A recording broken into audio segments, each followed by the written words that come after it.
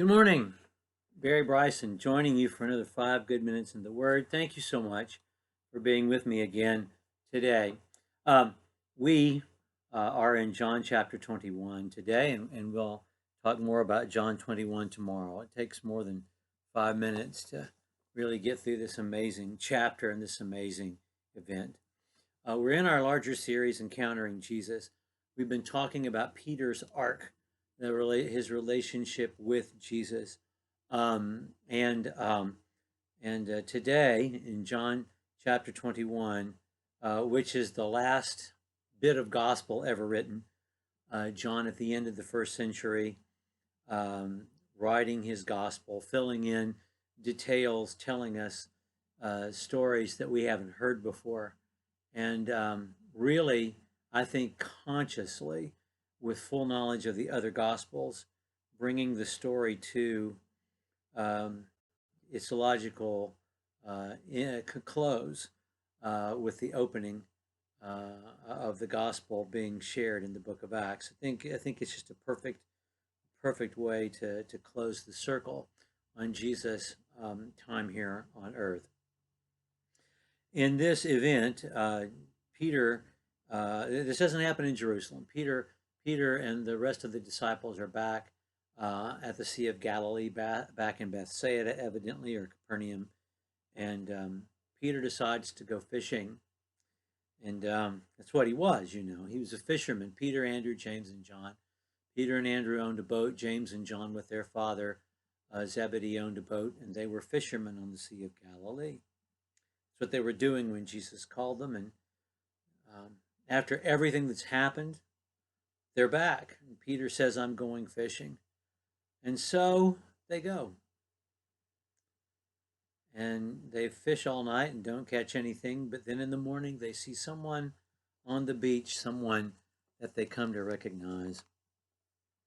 After these things, Jesus manifested himself again to the disciples on the Sea of Tiberias, and he manifested himself in this way. There were together Simon Peter and Thomas called Didymus and Nathanael of Cana in Galilee and the sons of Zebedee, that's James and John, of course, and two others of his disciples. Simon Peter then said to them, I am going fishing. They said to him, we'll come with you. So they went out and got into the boat, and that night they caught nothing. But when the day was now breaking, Jesus stood on the beach. Yet the disciples did not know it was Jesus. Jesus therefore said to them, children, you do not have any fish, do you? And they answered him, no.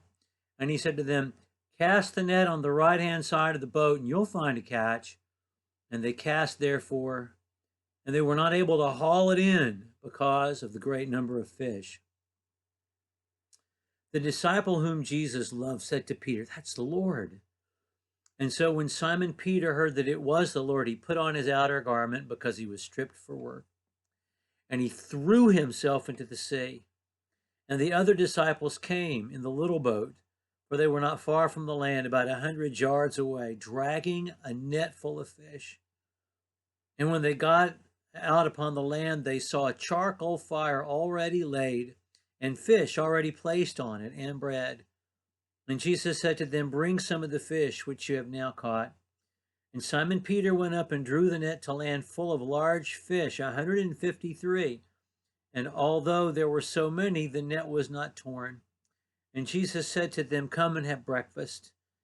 None of the disciples ventured to question him, who are you, knowing it was the Lord. Jesus came and took bread and gave it to them, and the fish likewise. And this was the third time that Jesus was manifested to his disciples after he was raised from the dead. There is so much here.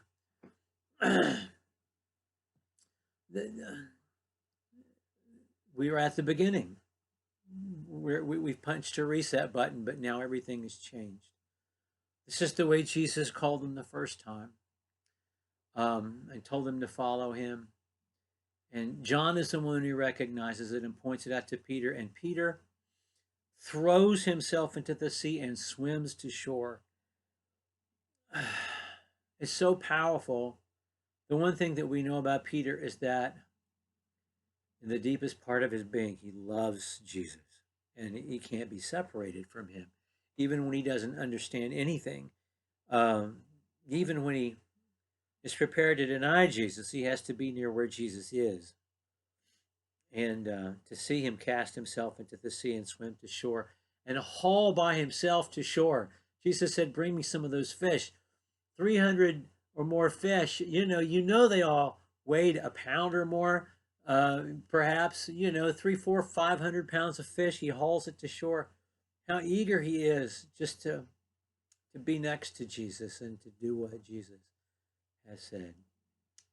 Well, tomorrow, Jesus and Peter are going to have a conversation. They haven't finished business.